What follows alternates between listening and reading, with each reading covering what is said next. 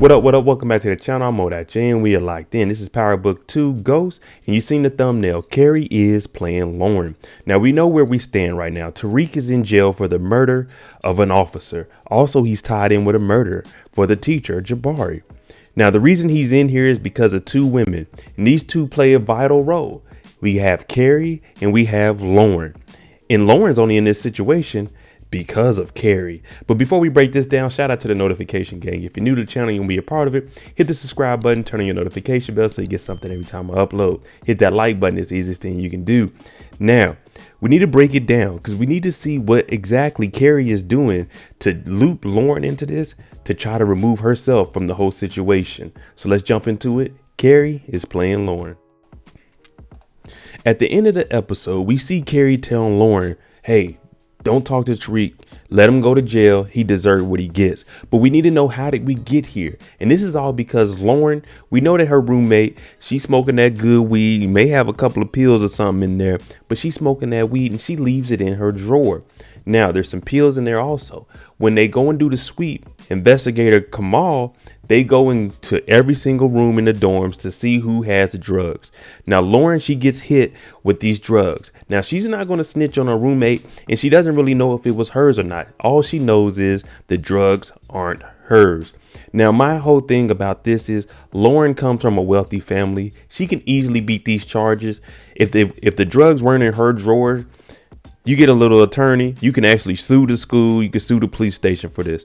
But what does she do? She goes in here and she talks to the police officers with no adult, even though she's of age. She doesn't need an adult, but she doesn't have any representation from a lawyer. So she's in there. Now, Carrie, on the other hand, we know that Detective Kevin, he has a past with Carrie. Hell, Davis has a past with her.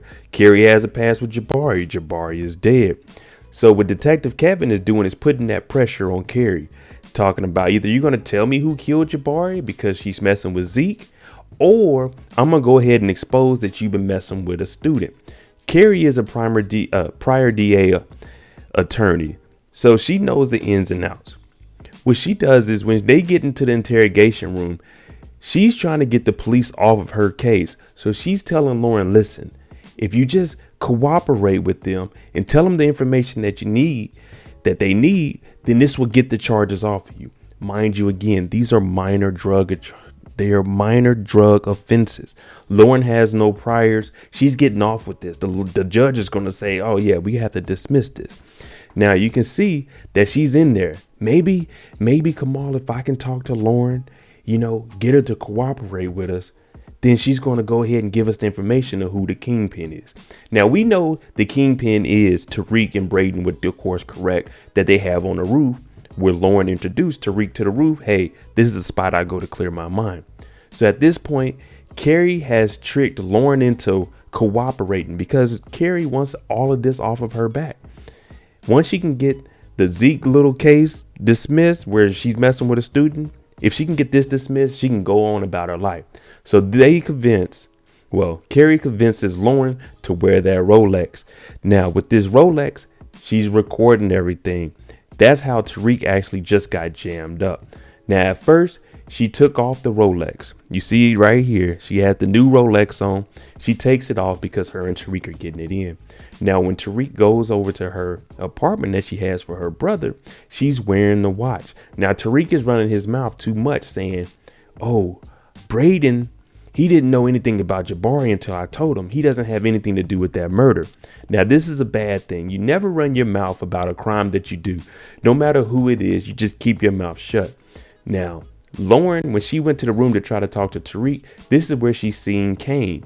Now, we know Detective Kevin is very, very hard on trying to get this whole case to stick to Zeke. And now that they found out that Zeke's cousin Kane is involved with the campus, it's all going downhill from here.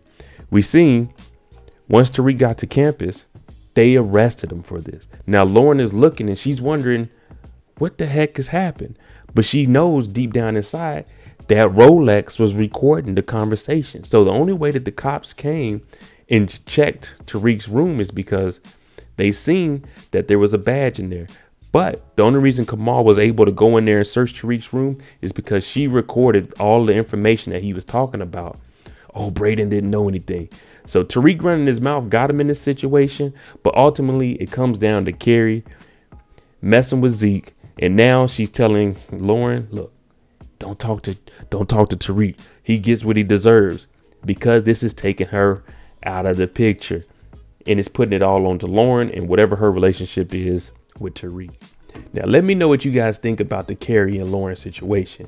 How far do you think that she's going to string Lauren along to clear her name? Because I'm thinking Lauren is eventually going to turn on Carrie like, hey, you set me up with this stuff. And Carrie's going to say, no, we had to do it. So let me know, how long do you think that Carrie is going to be playing Lauren?